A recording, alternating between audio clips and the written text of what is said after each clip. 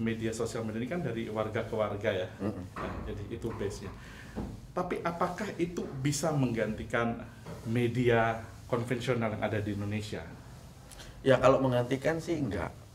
Tetapi dia kemudian mencoba membalance atau mencoba melengkapi atau mengkoreksi pemberitaan di media mainstream itu sudah banyak terjadi di beberapa kasus.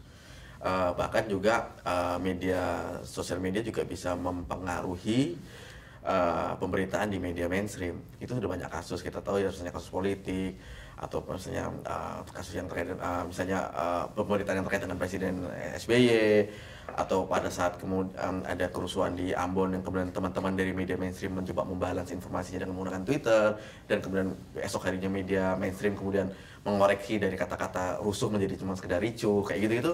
Jadi sebenarnya tidak menggantikan, tetapi bisa dalam konteks melengkapi, memverifikasi atau memperbaiki, atau kemudian juga bisa mempengaruhi kayak gitu.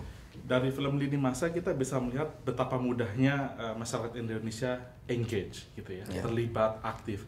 Tapi ini tidak terjadi di masyarakat Belanda. Sebenarnya gini, ini kan ada beberapa contoh sukses yang difilmkan. Tidak semua yang terjadi di Indonesia itu sukses. Karena kita tahu semakin individual suatu komunitas itu semakin susah untuk menggerakkan satu gerakan sosial, bahkan mau diinisiasi pakai apapun juga susah.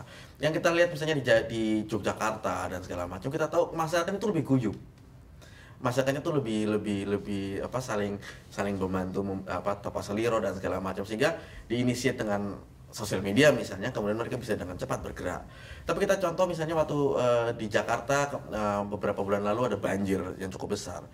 Itu kita inisiasi dengan sosial media, memang ada bantuan tapi tidak semasif yang terjadi di Yogyakarta misalnya. Bahkan kita ada teman yang membuat semacam dapur umum dengan tapi sebelah tetangganya cuek, pagarnya juga tertutup segala macam. Artinya kita tidak bicara, makanya tadi saya katakan jangan terlalu yakin dengan sosial medianya, tapi konteks dari masyarakatnya, lingkungannya itu juga perlu kita lihat juga, saling mempengaruhi juga gitu. Saya ke Bung Kunz. Oke, apakah tidak mengerikan? Saya tertarik dengan judul film ada, Republik Twitter. Judulnya saja sudah sangat menggoda. Tapi satu sisi apa itu tidak mengerikan?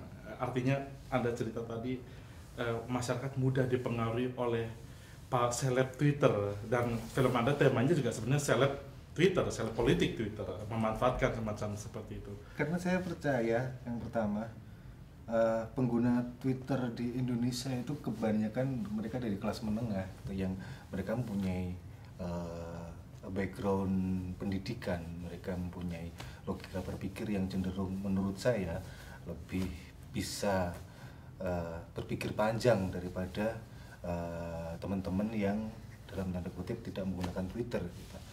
Artinya ketika kemudian ada semacam, ketika seseorang menggunakan Twitter, ada semacam seleksi tertentu, entah itu seleksi alam atau semacamnya, bahwa kemudian ini untuk orang-orang yang kemudian bisa mengkontrol, bisa mempunyai dalam tanda kutip media literasinya sendiri gitu.